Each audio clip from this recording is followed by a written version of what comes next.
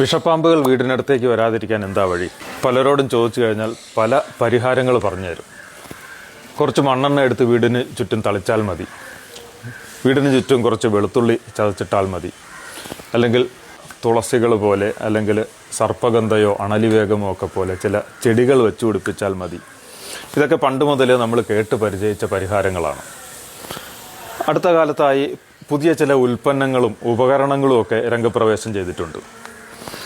ഈ മാർഗങ്ങളൊക്കെ എത്രത്തോളം ഫലപ്രദമാണ് എന്ന് പരിശോധിക്കുന്നതിന് മുൻപേ പാമ്പുകളുടെ പൊതുവായ ചില പ്രത്യേകതകൾ മനസ്സിലാക്കുന്നത് നല്ലതായിരിക്കും. അതിൽ പ്രധാനമായ രണ്ട് കാര്യങ്ങൾ.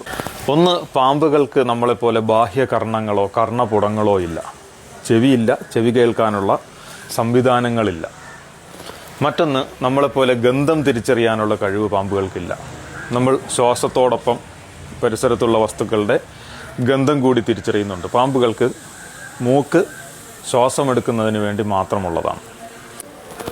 ശ്വാസത്തോടൊപ്പം ഗന്ധം തിരിച്ചറിയാൻ പാമ്പുകൾക്ക് സാധ്യമല്ല.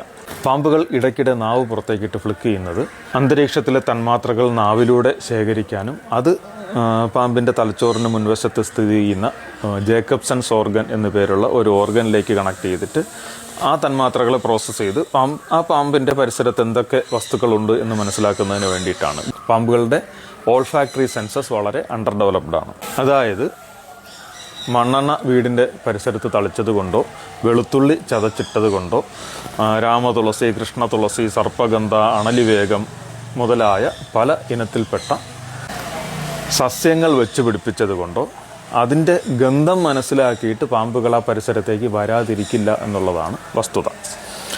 പിന്നെ പുതുതായി അവൈലബിൾ ആയിട്ടുള്ള ചില ഉൽപ്പന്നങ്ങളുടെ കാര്യം പറഞ്ഞു. അത് കൂടുതലും കെമിക്കൽസാണ്, അല്ലെങ്കിൽ പലതരത്തിലുള്ള ലായനികളാണ്.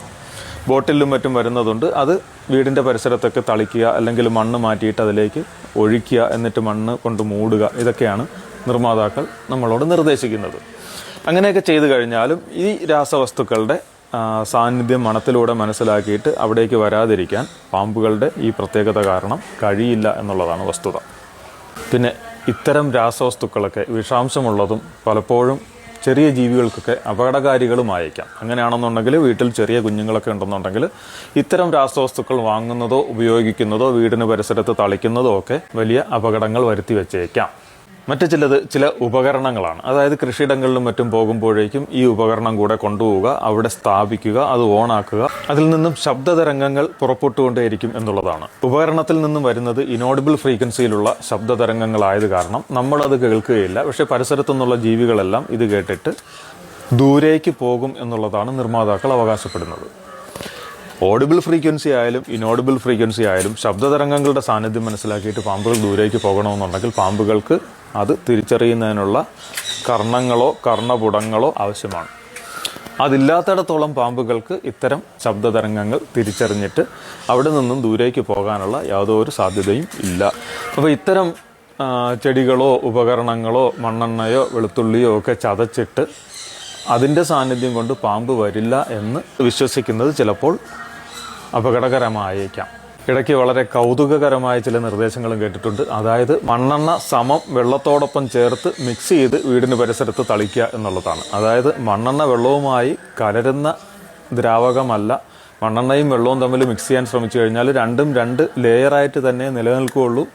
ഒരു ജലാശയത്തിലേക്ക് മണ്ണെണ്ണ തൊഴിച്ചു കഴിഞ്ഞാൽ പോലും അതിങ്ങനെ വെള്ളത്തിന് മുകളിൽ ഒരു പാട പോലെ സ്പ്രെഡ് ചെയ്തേ നിൽക്കുള്ളൂ എന്നുള്ള വസ്തുത പോലും അറിയത്തില്ലാത്ത ആൾക്കാരാണ് ഇത്തരത്തിൽ വളരെ വിദഗ്ധമായ ഉപദേശങ്ങൾ തരുന്നത് എന്നുള്ളതാണ് അതിലെ തമാശ.